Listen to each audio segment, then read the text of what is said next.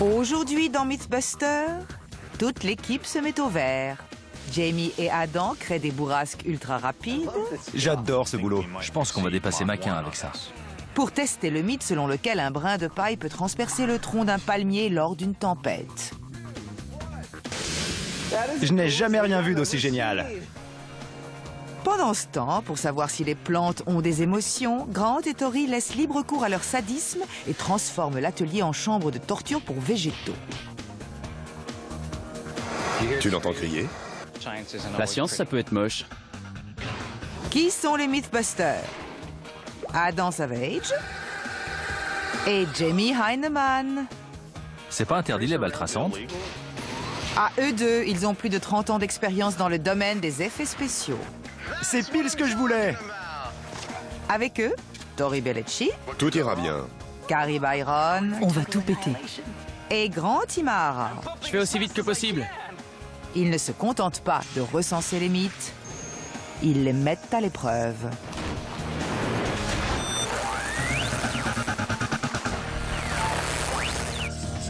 Lors d'une bourrasque, un brin de paille peut-il transpercer un palmier? C'est quoi le mythe? Celui-là, j'ai envie de le tester depuis le lancement de cette émission. Dans une tempête tropicale, les vents sont censés être si forts qu'un brin de paille peut être catapulté avec assez de vitesse pour passer à travers un palmier. C'est tout à fait notre rayon. Prendre un petit objet et le projeter à très grande vitesse pour voir s'il fait des dégâts. J'ai hâte de commencer. Les tempêtes tropicales peuvent être très violentes. Peuvent-elles pour autant engendrer des vents suffisamment rapides pour transformer des morceaux de paille en missiles capables de trouer des arbres? Dis un chiffre. 320 km/h? Plus que ça. 450 km/h? Non, encore plus. Le vent le plus rapide du monde a été localisé à Oklahoma City en 1999, grâce à un radar Doppler qui l'a chronométré à 512 km/h. La vache! Je ne sais pas comment on va faire ça. On pourrait prendre un avion à réaction, mais il cramerait tout pendant l'expérience. J'ai une méthode plus simple. On va utiliser un pistolet à air comprimé géant.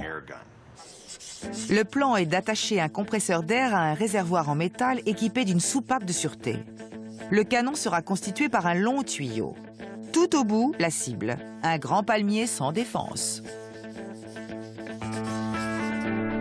Jamie prend un tuyau en métal d'1,5 mètre de long et de 10 cm de diamètre. Ce sera la pièce principale du pistolet, destinée à contenir l'air comprimé avant qu'il soit libéré. Enfin, Jamie attache un appareil qui servira à mesurer la pression de l'air à l'intérieur, en barre. Il nous faut un appareil pour mesurer la pression. C'est celui que je suis en train de fixer au tuyau. Adam fabrique un mécanisme simple pour charger le pistolet géant. Il découpe une fente dans un morceau de tuyau et la recouvre par un tube en plastique. Je fabrique un moyen de charger par la culasse. On y glisse ce qu'on veut envoyer, que ce soit de la paille ou des cure-dents. Puis on referme le tout. Pendant que Adam s'occupe du mode de chargement, Jamie ajoute une soupape de sécurité reliée à une détente électronique ultra rapide. C'est l'un de ses jouets préférés qui possède un nom long comme le bras. C'est un de mes gadgets préférés. C'est une soupape à diaphragme pilotée à distance. Elle est entrouverte. Du coup, quand on appuie sur la gâchette, ça fait pop et tout l'air s'engouffre. La pression de l'air ne suffira pas à donner assez d'élan aux brins de paille. Pour qu'ils en accumulent une quantité suffisante, il faudra également qu'ils parcourent une bonne distance. Malheureusement, nous sommes limités à une pression de 10 bars dans l'atelier. Pour compenser cela, nous allons utiliser un canon très long qui nous aidera à faire prendre de la vitesse aux munitions. Quand elles sortiront du canon, elles devraient aller très vite. La taille du canon fait frétiller les moustaches de Jamie. Ça me stresse un peu, mais avec ça, je pense qu'on va vraiment dépasser Mach 1. Le pistolet a la bonne longueur, mais il doit être parfaitement aligné. Moins il y aura de coudes, et plus ce sera efficace. L'efficacité entraînant la rapidité. Voici mon laser. Pour que le tuyau soit bien droit, Adam se sert de l'un de ses joujoux préférés. Un tout petit peu plus haut. Là. Quoi? Là, c'est bon. C'est parfait. Tout est nickel. Il ne reste plus qu'à fixer solidement le tout. Pendant que Jamie s'en charge, Adam va chercher la cible, un palmier. Bonjour. Salut Dale. Adam Savage, enchanté. Moi aussi. Dale Motiska, le propriétaire de cette pépinière, est passionné par ces plantes tropicales depuis 30 ans. Il est incollable sur le sujet. Il y a un mythe où il paraît qu'avec un vent assez puissant, un brin de paille peut transpercer le tronc d'un palmier. Vous connaissez cette histoire? Je pense qu'elle est vraie. Ah bon? Oui, les palmiers ont des troncs bien particuliers. C'est ce qu'on appelle un stipe, recouvert de fibres brunâtres. C'est comme un câble tressé. En fait, de par sa nature, le tronc d'un palmier est peut-être plus vulnérable que le tronc d'un autre arbre. Exactement. Les palmiers ont des troncs moins résistants, d'accord. Mais quelle espèce choisir? Celui-là, c'est un Washingtonia robusta. C'est celui que vous nous conseillez? Oui, Génial. c'est un grand gaillard. Ça oui. C'est peu de le dire. Allez, on y va. Ce palmier mesure près de 9 mètres et pèse 1 tonne 3. Regardez-moi ça. Comment Jamie réagira-t-il en voyant ce mastodonte? Comment il réagira? J'espère que ça se passera bien, parce que sinon, je sens qu'il va dire... Qu'est-ce que t'as foutu? À la pépinière, cela semblait être une bonne idée, mais l'enthousiasme de Adam s'est estompé depuis. Le palmier doit être placé à l'embouchure du canon, tout au fond de l'atelier. Je sens que ce machin va nous en faire baver. On va se casser le dos. Adam serait-il devin? D'abord, on va le tirer vers l'arrière. Le plan est d'attacher les racines avec une chaîne et de sortir le palmier du camion. Qu'est-ce que je... Tu t'es fait mal? Non, ça va. Heureusement, Adam n'a rien de cassé. Mais la mise en place de l'arbre ne se fait pas sans heurts. C'est flippant là-haut. Ils finissent par le redresser et par libérer le passage. C'est bon à gauche? T'es dans le couloir, c'est bon. Ne braque pas comme ça.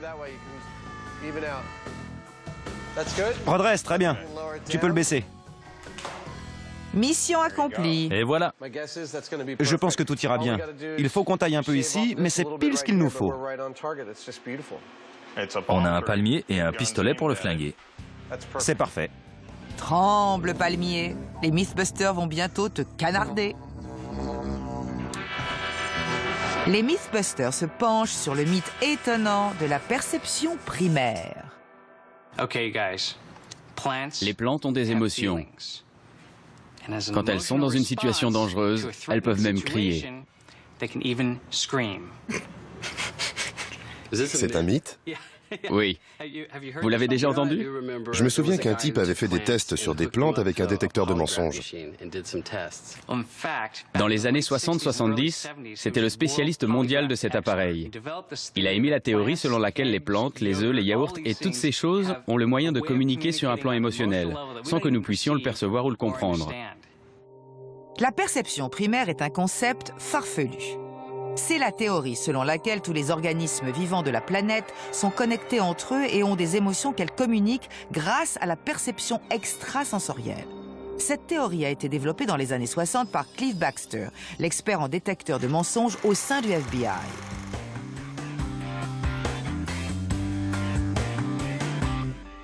I've been reading the experiments of Cleve Baxter. When he thought about burning the plant, the needle on the polygraph jumped, as if the plant could actually read his mind. Pour savoir si les plantes ont des émotions, les Mythbusters vont d'abord en relier une à un détecteur de mensonges, l'éprouver physiquement et mentalement et voir si une réaction se produit.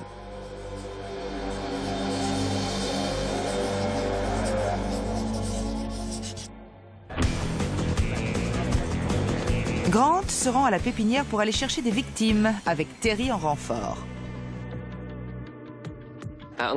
Celle-là te regarde d'un sale œil. J'ai vu. Je vais lui botter le train. Dans le rayon des plantes tropicales africaines d'intérieur, ils prennent un dragonnier, la plante que Baxter a utilisée dans ses expériences. Est-ce que ces plantes vont se sentir arrachées à leur milieu? Je ne pense pas, sauf si tout de suite après vous les placez dans un milieu hostile. Vous avez déjà regardé l'émission? Oui, oui. Ces plantes ne se doutent pas de leur sort. Doucement, Grant. Pas de pensée agressive. Pas facile quand on leur place un sac sur la tête. Terry ne se sent plus. Si on pouvait parler avec les plantes, on pourrait causer à une carotte orange. Ou alors, il est resté trop longtemps au soleil. Que pourrait-on dire à un oignon? Ou à une jeune carotte? De toute évidence, il est atteint. Je suis en symbiose avec le règne végétal. Ça y est, ils ont les plantes. Entre-temps, un autre ingrédient de l'expérience est arrivé à l'atelier. Tu sais depuis combien de temps on veut en avoir un? Oui. Je ne parle pas du paquet. C'est un authentique détecteur de la marque Stolting. J'ai trop hâte. C'est ce modèle-là que Cliff Baxter a utilisé à l'époque. Génial. J'ai vu mon beau-père et moi. Je sais comment ça fonctionne. T'as déjà fait de la prison, Jack? Un détecteur de mensonges mesure le stress qu'une personne ressent lorsqu'elle ment. En théorie, lorsqu'on dit un mensonge, on a le cœur qui bat plus vite et on sue davantage. Le détecteur détermine le réflexe psychogalvanique en fonction de l'importance de la transpiration. Un faible courant électrique mesure les variations constatées dans la conductivité de la peau. En reliant les électrodes mesurant le réflexe psychogalvanique sur une feuille, Baxter a affirmé qu'il pouvait percevoir toutes les émotions de ses amis végétaux. Avant que nos amis ne branchent leur nouveau jouet sur une plante, ils doivent le tester. Je vais brancher Tori à la machine pour que nous soyons sûrs qu'elle fonctionne bien. Tori en a déjà des sueurs froides. Pourquoi je stresse? C'est idiot. L'inspecteur Imahara attaque. Conduis-tu dans l'État de Californie? Oui. J'ai été bon. J'ai réussi. Ça va. Travailles-tu dans une émission scientifique appelée Miss Buster? Je travaille si on veut. As-tu déjà menti sur ton âge? Jamais. On regarde les résultats et Tori est pris en flagrant délit. À la question 6, as-tu déjà menti sur ton âge? Ton réflexe psychogalvanique a fait un bond. J'ai dit non, c'est ça? Alors que j'ai déjà menti sur mon âge. Les seules fois où ça m'est arrivé, c'était dans des situations particulières, comme des soirées. La mère de Tori doit être fière de lui. Tu as des questions? Brûlantes même. Pour se venger et s'assurer que le détecteur est vraiment fiable, Tori met Grant sur le grill. Trouves-tu la physique quantique facile? Non. As-tu déjà eu moins de 16 de moyenne? Oui. As-tu déjà fabriqué un robot femelle? Ou y as-tu pensé?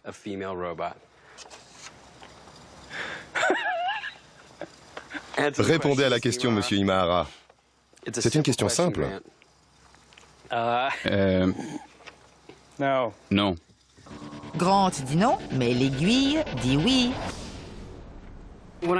Quand j'ai demandé à Grant s'il avait déjà pensé à construire un robot femelle ou s'il l'avait fait, l'aiguille a fait un bond. C'est très troublant. Le détecteur de mensonges fonctionne très bien. Maintenant, il va pouvoir être branché sur une plante. Nous avons notre cobaye.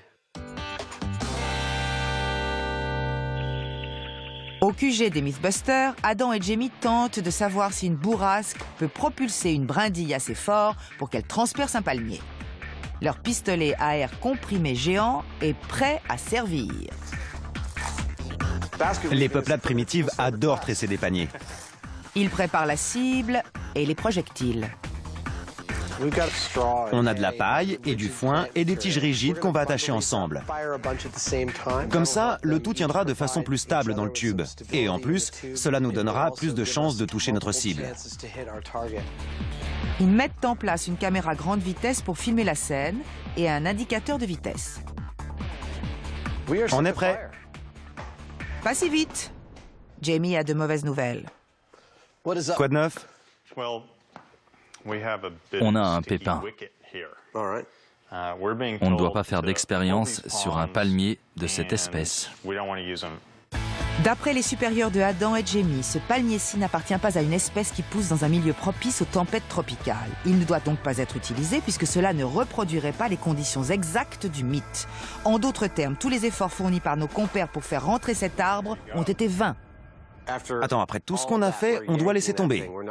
On ne peut pas tirer du tout. Apparemment, non. On s'arrête sur le champ. Même s'il nous suffirait de charger le pistolet avec de l'air, placer la paille et tirer sur le palmier. Ça prendrait 5 minutes. Ce sont les ordres. Je vais rester ici et attendre que ce problème disparaisse. D'accord. Jamie et Adam sont mécontents. On a passé 4 heures à mettre ce palmier en place.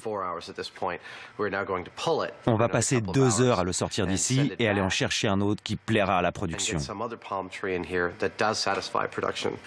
C'est ridicule.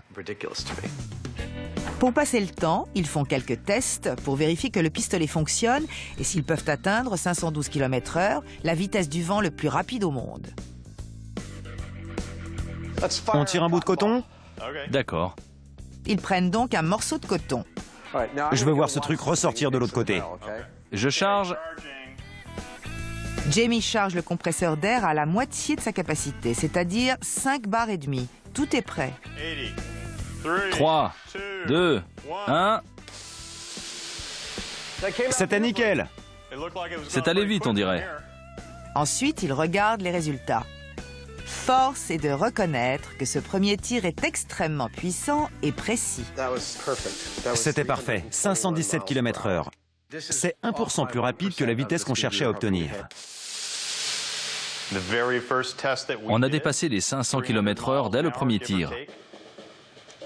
Pour un coup d'essai, c'est un coup de maître. Content de constater que les pistolets fonctionnent, Adam et Jamie sortent le palmier de l'atelier sans ronchonner. T'as besoin d'aide?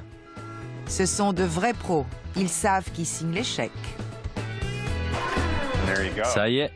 Adam peut souffler, cette fois, c'est le bon arbre. Si l'on en croit la théorie de la perception primaire, toutes les formes de vie ont des émotions et sont télépathes. Grant et Tori se servent d'un détecteur de mensonges pour reproduire les expériences faites par Cliff Baxter sur ce sujet. Voici leur première victime. Tori fabrique une pince spéciale pour attacher une électrode aux feuilles du dragonnier. Ne t'en fais pas, ma petite, on va rien te faire. Pour l'instant. Arrête. Pardon, on ne doit pas l'effrayer. Non. D'accord. Pour qu'aucun parasite électrique n'influe sur le détecteur, que ce soit un téléphone portable ou un avion survolant la zone, l'expérience aura lieu dans un conteneur. On va placer la plante dans le conteneur, puisqu'il protège bien contre les interférences radio. Tout le monde sera à l'extérieur, y compris l'équipe de tournage. Et nous serons filmés depuis l'extérieur. Grant et Tori font le vide dans leur esprit Pensons à des trucs sympas. et communient avec Dame Nature. Il y a eu un écart là. Cette claque a fait bouger l'aiguille du détecteur de mensonges. La plante a-t-elle peur? Souffre-t-elle? Elle est agitée. Elle sait ce qui l'attend. Tori sort carrément la grosse artillerie. Ça a fait une pointe. L'aiguille a bougé davantage lors de cette attaque encore plus violente. Quand on l'a aspergé avec l'extincteur, l'aiguille a tressauté. Tori et Grant n'en reviennent pas. Ils vont maintenant essayer de savoir si les plantes peuvent lire dans les pensées. Tori ne va pas du tout toucher la plante. Il va seulement lui faire mal en pensée. Pense à ce que tu es prêt à infliger à cette plante, comme si tu allais réellement le faire. Pense, je vais lui mettre à la pâtée et tout de suite. Prêt? Oui. Pour commencer, je lui ai projeté une image d'elle en train de brûler. L'aiguille bouge. C'est pas vrai. Arrête tout de suite, c'est fou. Tori a pensé quelque chose et la plante a réagi. Qu'est-ce qui s'est passé? Je ne sais pas. Tu ne touches pas à la plante, hein? Non, je ne touche rien. Je la regarde et je l'imagine en train de cramer. Le dragonnier lit-il dans les pensées de Tori? Je ne dis pas que j'y crois, mais c'est difficile de nier les faits. Même Grant, homme de science vertueux, s'avoue ébranlé dans ses convictions cartésiennes. Si vraiment ce n'était que le hasard, ça commencerait à faire beaucoup de coïncidences troublantes. C'est renversant. Ils arrivent quand même à reprendre suffisamment leurs esprits pour enchaîner. Aussi troublants que soient ces résultats, ils sont peut-être dus au fait que Tori et Grant ont agi à proximité du détecteur et ont entraîné des vibrations susceptibles d'influer sur l'appareil. Ils vont donc refaire le même test, mais en se plaçant à l'extérieur du conteneur. Cette fois-ci, la plante est à l'intérieur et nous à l'extérieur. Tori ne va pas dévoiler ses sombres pensées. Ainsi, Grant ne sera pas influencé lorsqu'il observera les variations du tracé bleu. Tori concentre tous ses pouvoirs mentaux et se montre absolument impitoyable dans ses attaques. Premier assaut. Difficile de savoir à quoi il pense. Il peut tout aussi bien être un peu désorienté. Deuxième assaut. Il se sent patraque, peut-être? Troisième assaut. Tori semble s'amuser un peu plus que de raison. Je prends ça très au sérieux. Pour surprendre la plante, je m'efforce de l'attaquer d'une façon différente à chaque fois. Les 15 minutes sont passées. C'est le moment de confronter les notes de chacun. Grant en apprend beaucoup sur le mode de pensée de Tori. Entre 4 minutes et 4 minutes 45, je lui ai infligé une attaque colérique. C'est-à-dire que je lui voulais du mal, mais sans forcément vouloir la tuer. Entre 5 minutes 30 et 6 minutes, je lui ai infligé une attaque malfaisante. Là, j'étais prêt à l'anéantir. Colérique, c'est que tu es en colère sans vouloir lui faire du mal? Si, mais sans la détruire complètement. Entre 9 minutes et 9 minutes et demie, c'était une attaque joyeuse. C'est quoi? J'envoie des ondes positives à la plante. Je lui fais des câlins, je la place dans une serre et je la cajole. Les méthodes de Tori sont un peu farfelues, mais il a visiblement pris ça à cœur. Ces attaques diverses et variées ont-elles eu un effet quelconque? D'après les résultats, l'attaque malfaisante ne l'a pas impressionné. C'est le même tracé que pour l'attaque bienfaisante. L'attaque colérique a eu un peu d'effet, mais bon... C'est possible. Le détecteur de mensonges n'a réagi qu'à une des attaques de Tori, l'attaque colérique. Faisons un premier bilan. Quand on était à l'intérieur du conteneur, la plante a réagi aux stimuli dans 35% des cas. Quand on était à l'extérieur, elle a réagi aux attaques psychiques de Tori dans 28% des cas. L'appareil montre moins de réactivité lorsque Tori et Grant étaient à l'extérieur, mais c'est encore suffisant pour abonder dans le sens de la théorie selon laquelle toute forme vivante est sensible aux autres. C'est dément ce truc! Il y a environ 2600 espèces différentes de palmiers dans le monde. Pour cette expérience, il leur en faut une qui ne pousse que dans un environnement tropical paradisiaque. La fille n'est pas fournie avec. Quand on pense à un palmier, on pense à un arbre avec un tronc très haut et des noix de coco au sommet, c'est-à-dire un cocotier. Ça, c'est ce que nous avons trouvé qui se rapproche le plus du cocotier. C'est un palmier reine et il pousse en Californie. Cela fera parfaitement l'affaire. Tout y est. Le bon palmier, le bon type de projectile et la bonne quantité de vent. Les conditions idéales sont réunies pour faire voler la paille. Pour espérer propulser un objet aussi léger qu'une brindille à travers une matière aussi solide qu'un tronc d'arbre, il n'y a qu'un moyen, le faire aller vite. Plus un objet se déplace vite, plus il a de force. Avec suffisamment de poussée, peut-être qu'un brin de paille tout rikiki peut tout dévaster sur son passage.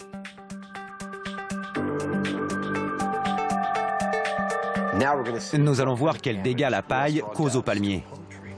La paille est chargée dans le pistolet et bourrée avec un morceau de coton. Cela a pour conséquence de bien répartir la pression, aidant ainsi la paille à toucher sa cible plus efficacement. Prêt? Je pressurise. 5,5, vas-y. Je tire dans 3, 2, 1... J'adore ce boulot. La paille a traversé le canon et a atteint le palmier. Mais est-elle ressortie de l'autre côté? Ça a cartonné. Ça fait bien 6 mm. Je dirais presque 1 centimètre. Adam chipote. Le principal, c'est que les morceaux de paille n'ont pas traversé, mais ils ont réussi à percer l'épaisse couche d'écorce et à s'y planter. C'est déjà un résultat. Parfaitement. Adam vérifie la vitesse obtenue. C'est allé à 512, 514 km/h.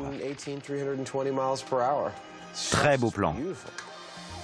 Certes, mais cela prouve surtout que le vent le plus puissant jamais constaté ne peut pas donner suffisamment de force à une brindille pour transpercer un tronc. Ce mythe n'a pourtant pas dit son dernier mot. Selon la théorie de la perception primaire, toutes les formes de vie ont des émotions et sont dotées de perceptions extrasensorielles. Pour s'en assurer, Grant et Tori ont relié une plante à un détecteur de mensonges et l'ont violentée physiquement et mentalement. Apparemment, elle a réagi. Cela indique que ce mythe extraordinaire pourrait bien être confirmé. Un électroencéphalographe est un voltmètre très sensible. Il fonctionne grâce à des électrodes branchées sur le crâne et mesure les variations des ondes cérébrales. Toutes les cellules vivantes sont animées par des courants électriques. Nos deux Mythbusters vont donc troquer leur détecteur de mensonges contre un électroencéphalographe dans l'espoir d'avoir des données plus complètes. Cliff Baxter s'est également servi d'un électroencéphalographe. On va savoir si les résultats que nous avons obtenus étaient fiables ou seulement liés au détecteur de mensonges. Tori reproduit ses attaques mentales. Mais rien ne se produit à l'écran. Tu as envoyé des ondes très agressives, un peu agressives? J'ai été très agressif. J'expliquais à la plante comment j'allais la tailler en pièces. Elle n'a pas réagi du tout. Non. Non. Les données sont contradictoires. Heureusement, ils peuvent encore reproduire les nombreuses expériences faites par Baxter sur d'autres organismes. Grant, tu vas devoir tousser un coup. Ça me rappelle l'aéroport. Leur sujet d'étude suivant est riche en protéines, en vitamine B et surtout en bactéries vivantes. On va voir si le yaourt a des émotions? Les gens flippent souvent quand on leur dit que le yaourt est une bactérie vivante. Absolument, c'est un acidophile émotif. Cool. On va torturer un yaourt. L'idée est de prendre 2 échantillons de yaourt du même pot, d'en laisser un tranquille et de martyriser l'autre.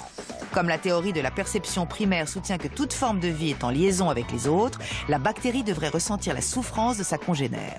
Les Mythbusters vident un échantillon de yaourt dans le tube à essai numéro 1, y introduisent du fil d'or et relient le tout à l'électroencéphalographe.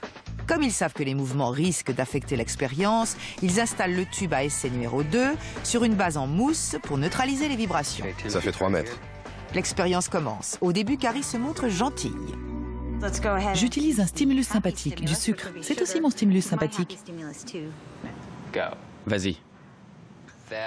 C'est flippant. Au moment où elle a versé le sucre, le tracé a fait une pointe. L'électroencéphalogramme a fait un bond indéniable. La bactérie du tube numéro 1 a-t-elle sauté de joie quand celle du tube numéro 2 a eu son sucre? Tu as touché la table? Non, j'étais à côté de toi. L'étape suivante est agressive. Ils vont verser de l'eau bouillante. On va voir si on peut le stimuler en le mettant en colère. Verse tant que c'est chaud. Rien ne s'est passé. Rien du tout. La mort de sa voisine de laboratoire n'émeut pas la bactérie du tube numéro 2. Le premier résultat était sans doute dû à une coïncidence. J'aimerais être étonnée, vraiment, j'aimerais pouvoir changer d'avis. Mais jusqu'ici, je ne suis pas convaincue. Ce test n'a pas donné de résultats grandioses.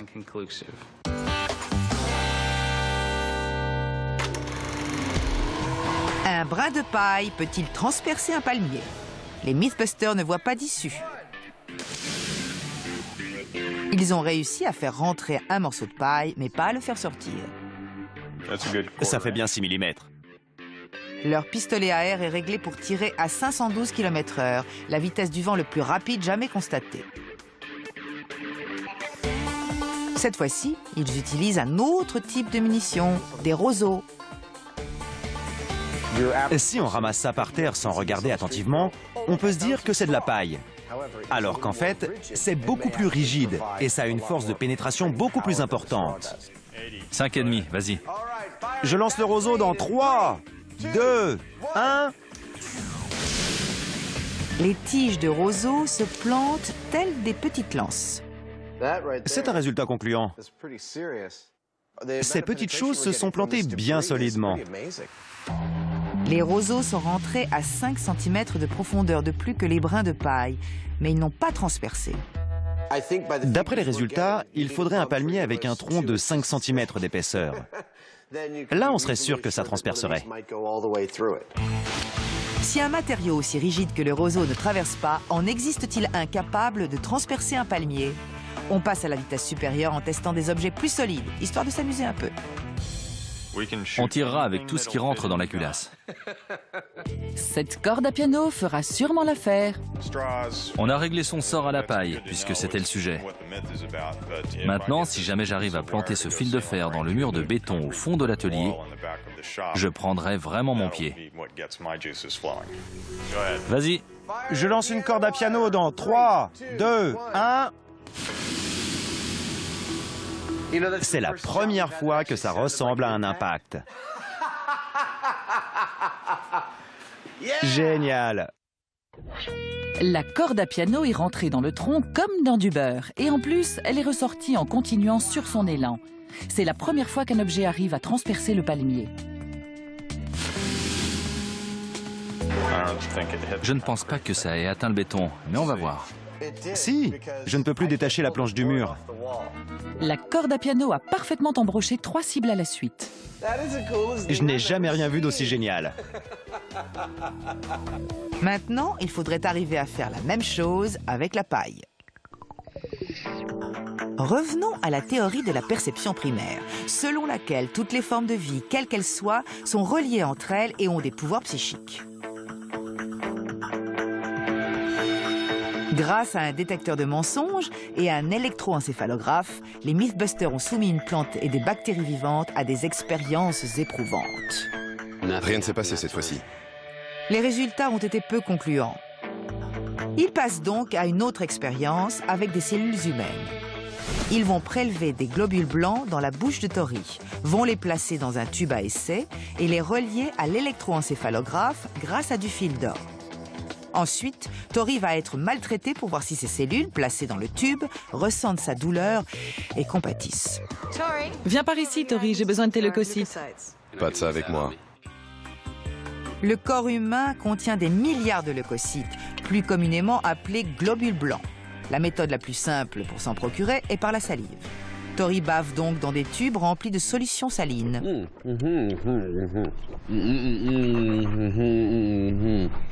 Entre ta voix étouffée et ton gargouillis, ça doit être sympa à entendre. Vas-y. Encore un souvenir sympathique pour les vieux jours de Tori. C'est frais. Superbe, un cappuccino à la bave. Grant est un peu dégoûté. T'as laissé un chien te lécher le visage, c'était pire. La salive fait un petit tour dans une centrifugeuse. Le mouvement circulaire séparera les globules du liquide. En cas de pépin, on sera aspergé par la salive de Tori.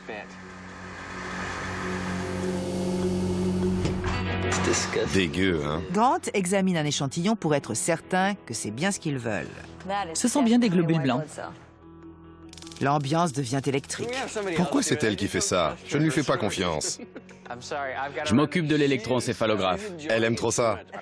Ferme les yeux, t'auras la surprise. Carrie va faire mal à Tori en se servant d'un pistolet électrique. Ferme les yeux. Comme ces armes émettent des courants électriques, Carrie doit se placer loin de l'électroencéphalographe pour ne pas le perturber. C'est très bien. Ne faites pas ça chez vous, ces pistolets font très mal.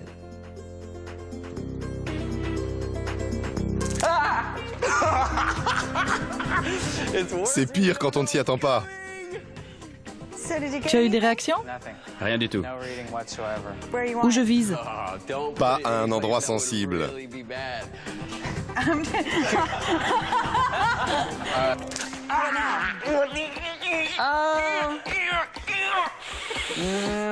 Un petit tressaillement, mais Rien? rien. L'électroencéphalographe ne montre aucun signe de réaction de la part des globules blancs dans le tube. En asticotant Tori loin du tube, Et là? on n'a eu aucun résultat.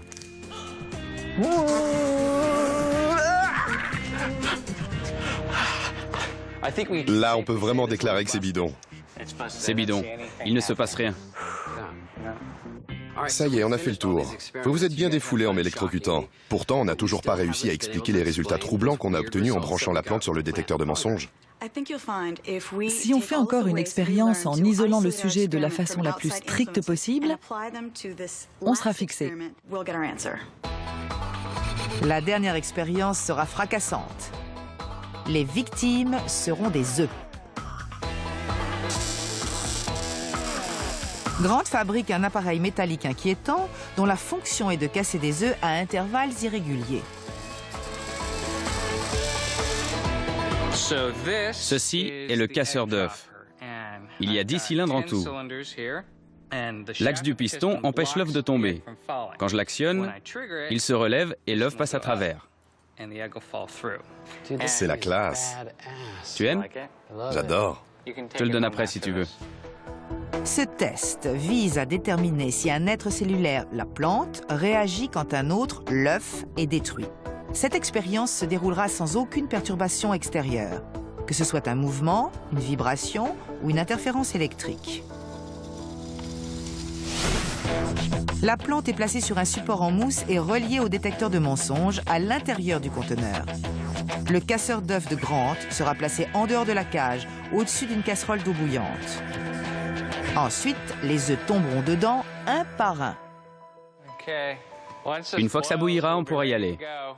Personne ne saura à quel instant précis les œufs rejoindront leur créateur, même pas les œufs eux-mêmes. La machine prend un cylindre au hasard.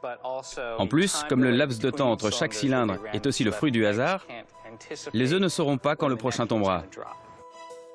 Les œufs sont bons pour la casse. Fabrique aussi un grille-pain automatique. Une machine à jus d'orange. Et tu feras fortune. Vous êtes prêts? Une fois que j'ai fait ça, j'ai 30 secondes pour sortir. Prêt? 3, 2, 1... Séquence commencée. Tout le monde sort du bâtiment, même l'équipe.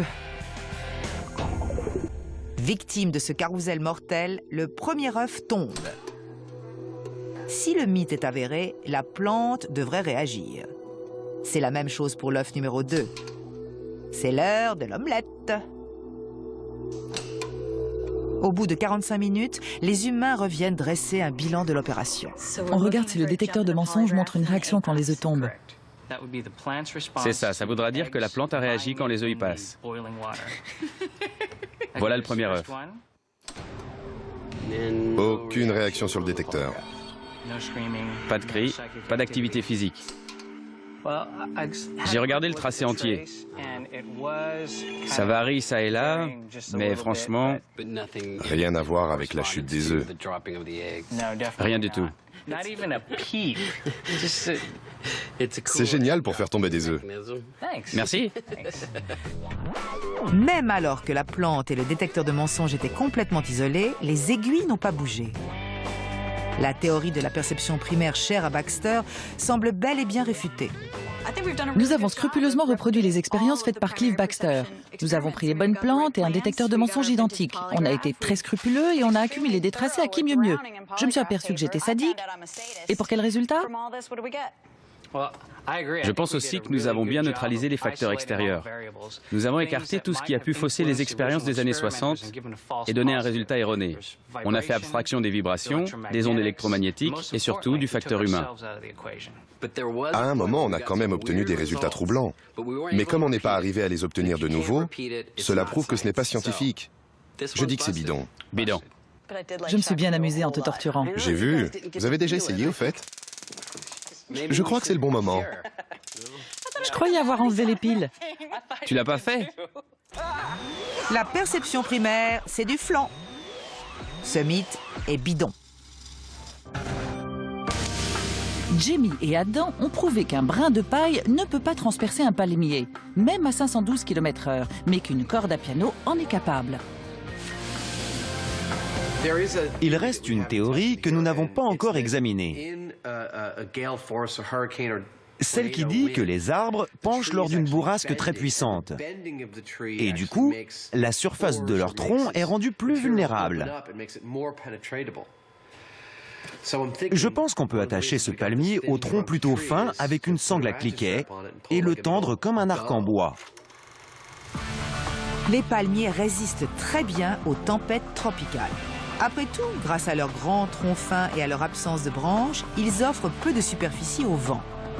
De plus, comme leurs troncs sont très flexibles, ils arrivent à tenir le coup mieux que d'autres arbres.